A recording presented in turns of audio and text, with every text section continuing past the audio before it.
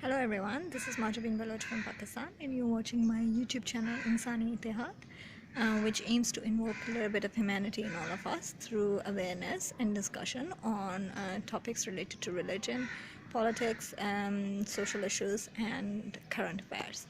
So today the topic that I'm going to discuss is regarding the Palestinian rights and what it means for the Palestinians to have a land or a country of their own. So I would like to go back to that British mandate, which the British actually previously, when Israel got its independence, Israel, the entire land, including Jordan of today, was under the British rule. In British actually it was before British, it was under the rule of Ottomans, and Palestinians were non-existent, and when it was the entire area, Jordan, Transjordan and Israel today, was under the control of Ottoman Empire, which it was about 100 or 150 years of rule, and they got it from the Romans. They defeated the Romans and then conquered the land, and then they were the imperialist power. And after the World War II, when the Allied forces had beaten the German and German allied countries, including Ottoman of that time, so the British took over the land, the Transjordan as well as the Israel of today. So I'm going to refer to Israel and Jordan, both the lands. Those were under British control, and previously it was under Ottoman control. So British ruled the area for quite some time, about 100 years or so. And then the Jewish minority, Arabs at that time, of different origin, by the way. So at that time, in that area, Arabs of different nationality of the neighboring countries, from the Middle East, and they were in that area, in Jordan, and more in the Israel, the current Israel area. So Arabs were the majority, and these Arabs included different nationalities like Tunisians, Lebanese, Syrians, Iraqi, Ottomans, Turkish, Egyptians. They all were lived there. So they all used to call themselves Arabs, not Palestinians, by the way. This is a very important point that one has to note, that they used to call themselves Arabs. So there were these Arabs, and then there was these Jews. Jews also had different nationalities, because they were constantly, when in the beginning of World War II, when the Middle Eastern countries had seen that Jews were persecuted in the Europe, so they also started persecuting the Jewish minorities in their own countries like Algeria, countries like Tunisia, countries like Morocco, Iraq. They started to kick out all these Jews, started to slaughter them, kill them, murder them. It was, a lot of people think that the genocide of the Jewish people happened in Europe, but nobody mentions and tells about the genocide happening in the Middle East, because most of the Middle Eastern countries, who were the colonized colonies of the British, and since they didn't like the British and the Allied forces, they showed their anger and resentment towards their Jewish minorities, because they thought the Jews were the ones who were aligned with the imperialists, both French and the British. And so the Arabs and their supporters, so to say, they were persecuting Jews in their own countries, including, by the way, is our subcontinent country. At that time, it was not Pakistan and India, so it was the entire subcontinent, the country of India, or the British colony of India. They also persecuted Jews to a large extent. So India of today also persecuted Jews. In fact, Gandhi and Netaji Subhash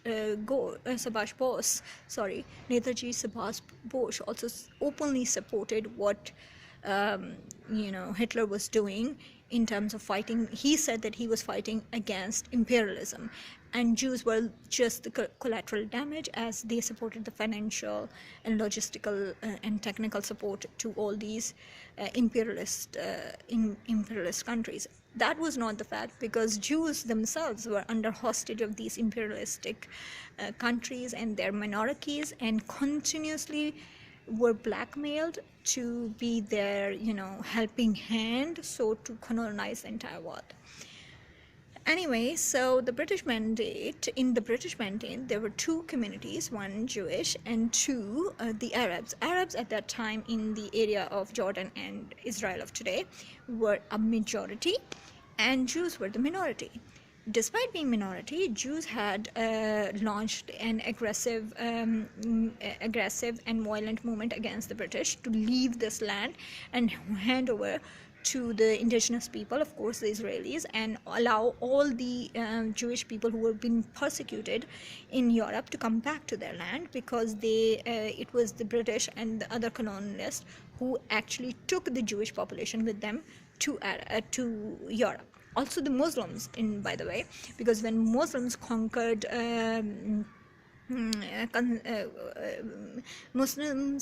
Spain, they took Jews from the Israel and the Holy Land to be placed in Spain, and then they repopulated the area with the Arabs and their own Muslim people, and now they say that this is our land, which is ironic. Anyway, so the thing is, these Arabs said, firstly, these Arabs, because they were not fighting a violent movement against the imperialists actually paid them the price for being loyal to the imperialist, and gave them Jordan of now as a gift, that since you didn't rebel against us when we were colonizing your land, so we will give you we will give you this state for the Arabs. So Arabs got a state which is now called Jordan, and now the British Mandate was left in the Israel.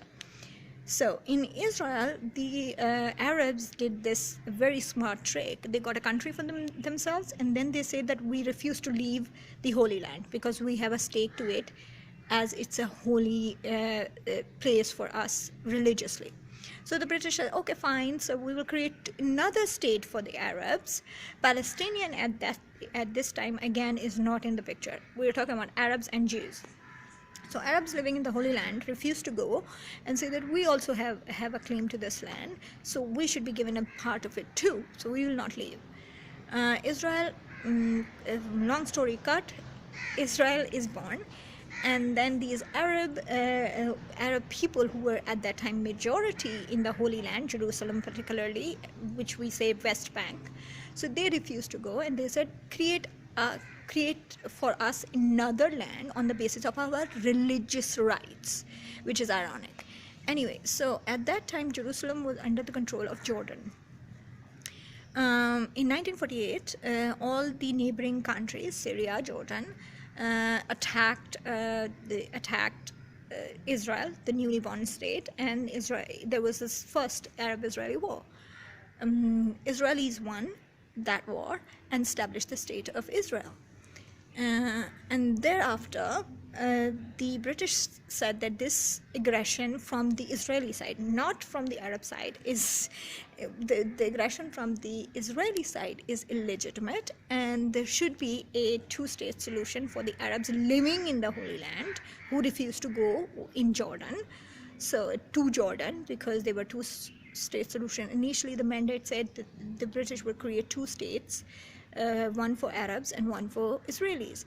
They had already established a state of Jordan and give it to their Arab friends who didn't rebel against them as a token of their loyalty, and to punish the Israelis who stood for their own land and rights and said that the British should leave and they should allow the Jews being persecuted in Europe to come to Israel for shelter, as the Jews were coming from other neighboring countries, neighboring Muslim countries where they were persecuted, and also from South Asia, from India also in 47, a large number of people from Pakistan and India migrated to Israel when the state was actually established there. This was a short background. I will continue this series of Israel-Palestine historical thing and why the Palestinian narrative is based on false victimhood, and in fact they are the oppressors and not the victim. Thank you very much. I hope you find this video interesting. Thank you.